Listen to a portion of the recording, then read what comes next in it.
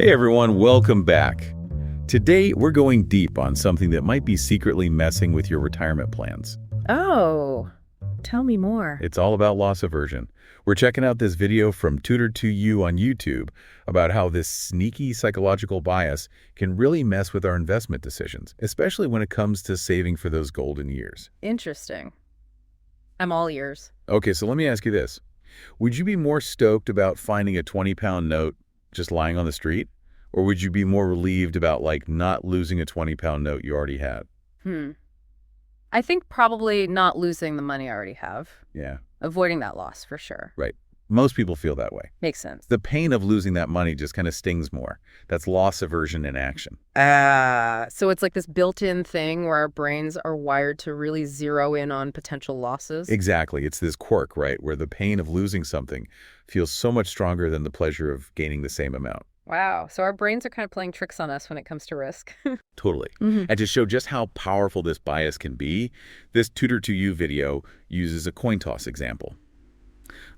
Imagine you could lose 50 quid on a coin toss. Okay, I'm listening. How much would you need to win to make that bet even worth considering? Ooh, good question. Probably at least 100, maybe even more. I have to think about it. Yeah. Most people say they'd need to win at least double, maybe even more, to even think about taking that risk. Makes sense. You don't want to lose your money. Right. And what's fascinating is this isn't just about the numbers themselves, it's about how we think about them.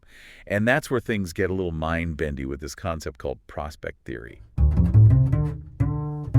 Prospect theory. Sounds intense. It is. It was developed by these behavioral economics rock stars, Kahneman and Tversky. Okay, I'm intrigued. What's the gist? So prospect theory basically shows that we're not always the most rational thinkers when it comes to probabilities. We tend to overestimate the chances of small probabilities like winning the lottery, but then we kind of underestimate medium probabilities. Oh, so we get all excited about small chances of hitting it big. Yep. But we're not so great at accurately assessing more likely outcomes. Gotcha. So is that where the coin toss comes in? Exactly. They use this example where you've got to choose between two options. They both involve winning some money, but in different ways. Okay, I'm following. Lay it on me. Option A is like a gamble, right? You have a chance to win 2 grand, 1,120 pounds, or nothing at all. So there's a risk involved, huh? Yep. But then option B is like a sure thing. You get a guaranteed payout of 1,920 pounds. So less money, but guaranteed. Tough choice. Right. And what's crazy is that most people pick the guaranteed cash, even though if you actually crunch the numbers, option A, the gamble, has a higher expected value overall. Really? So we're letting our fear of getting nothing at all outweigh the potential of winning even more. It's like we're so scared of ending up with nothing that we miss out on the chance of potentially winning bigger. Makes you think, doesn't it? But how does this connect back to pensions and investments? Right. Because those aren't like coin tosses. Well, actually, this is where loss aversion can really trip us up when it comes to planning for retirement. Because you see, it plays out in the real world all the time, especially in how we act in financial markets. So, give us some real-world examples. How does this whole fear of loss thing show up when we're making investment decisions? Okay, think about it. Have you ever held onto a stock, when it was losing money, for way too long, hoping it would magically rebound? Yeah, definitely guilty of that. Or maybe sold an investment too early, even though it was doing well because you were afraid of it suddenly tanking? Okay, yeah, I've done that too. Yeah. So is that loss aversion in action? 100%. We're so averse to admitting we made a mistake, that we cling to those sinking ships, hoping things will turn around. Makes sense. And then on the flip side, we bail on winning investments because we're terrified of seeing those gains disappear. So our fear of loss could actually be stopping us from maximizing our returns, especially with long-term investments like pensions. Exactly. And when you consider pensions, which are all about long-term growth, that kind of short-term fear-driven thinking can be really bad for your retirement savings.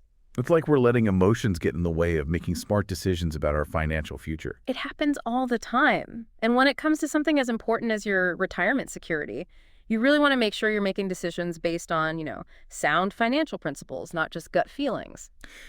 So how do we outsmart this whole loss aversion gremlin? I mean, are there any ways to beat this bias and make more rational investment choices?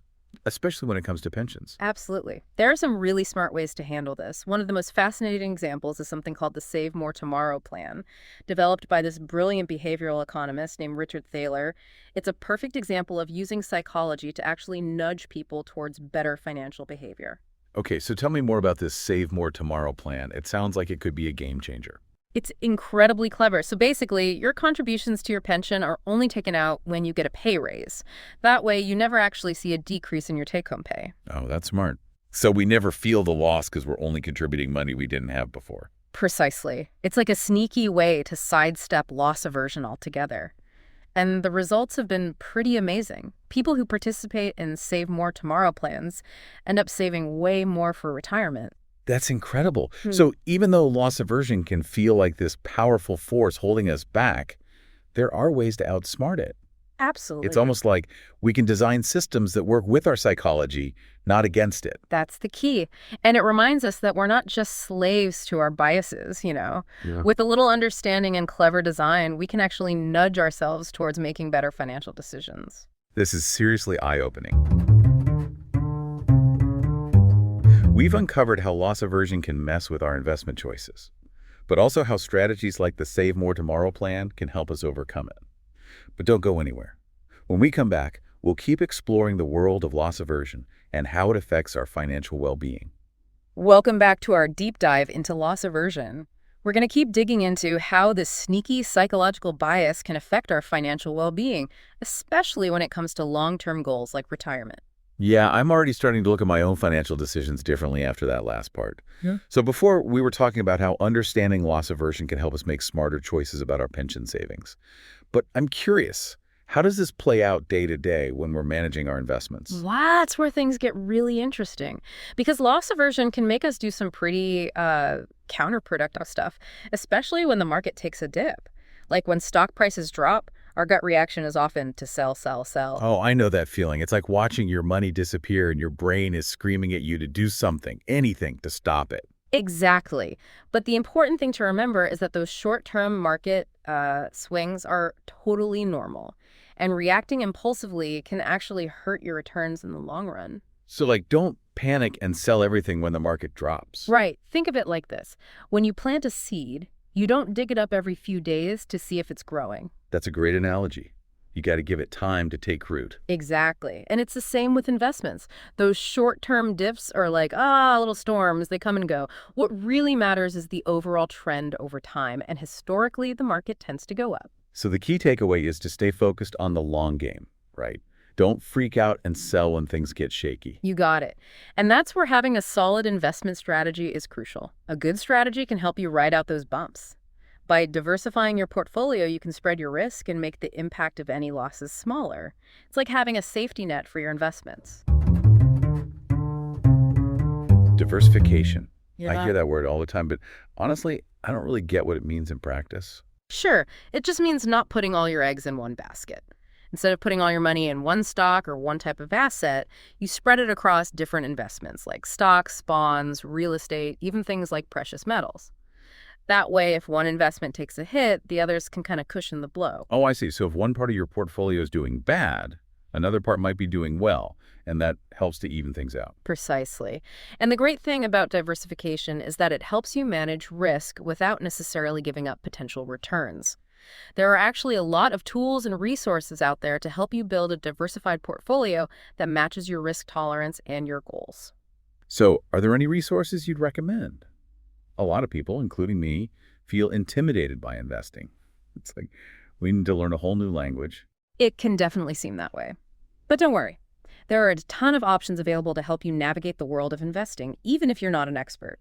If you're comfortable doing some research yourself, there are loads of online platforms and apps with tons of information, from educational materials to investment analysis tools. So there's stuff out there for people who want to manage their own investments. But what about people who prefer a little more guidance? That's where financial advisors can be super helpful. They can work with you one-on-one to create a personalized investment plan. It'll be tailored to your specific needs, risk tolerance, and goals.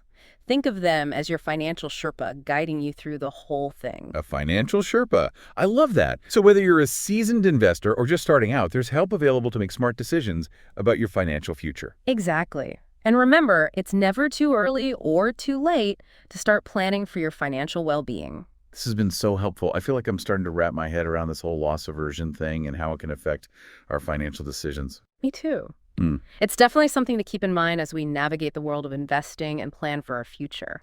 absolutely. Well, we've explored the downsides of loss aversion, but also how to outsmart it and even use it to our advantage. We've uncovered so much about how our brains work when it comes to money, especially this thing called loss aversion. Yeah, it's amazing how these little quirks in our psychology can really influence our financial decisions. Totally. Before, we talked about all the resources out there for investors, whether we want to go DIY or work with an advisor. Right. There are so many great options available these days. But as we wrap up our loss aversion deep dive, I'm wondering, is there like a silver lining to all this? I mean, we've talked about how this bias can work against us, but are there any times when loss aversion could actually be a good thing for our finances? That's a really interesting question, and honestly, it's something I've been thinking about too. While loss aversion can definitely lead us astray, there are situations where it can actually motivate us to make positive changes. Like, have you ever heard of those commitment devices people use to achieve their goals? You mean like signing up for a marathon to force yourself to train? Or putting money on the line if you don't stick to a new habit? Exactly. Those are perfect examples of using loss aversion to our advantage. By framing things in terms of potential losses, we create a much stronger incentive to actually follow through. So it's like tricking our brains into doing the right thing, turning that fear of losing into a tool. Exactly. The fear of losing money or even facing embarrassment can be a super powerful motivator. It helps us overcome inertia and stay focused on those goals. This deep dive has been a real eye-opener. We've seen the dark side of loss aversion and how it can sabotage our financial well-being. But we've also found ways to outsmart it and even use it to help us. Knowledge is power, right? By understanding the influence of this bias, we can make more intentional choices about our money and our future. Couldn't agree more. So as we wrap things up, I want to leave our listeners with a final thought. Knowing all this about loss aversion now, what's one small change you can make today to improve your long-term financial well-being? Maybe it's setting up automatic contributions to your pension, finally letting go of that investment that's been dragging you down.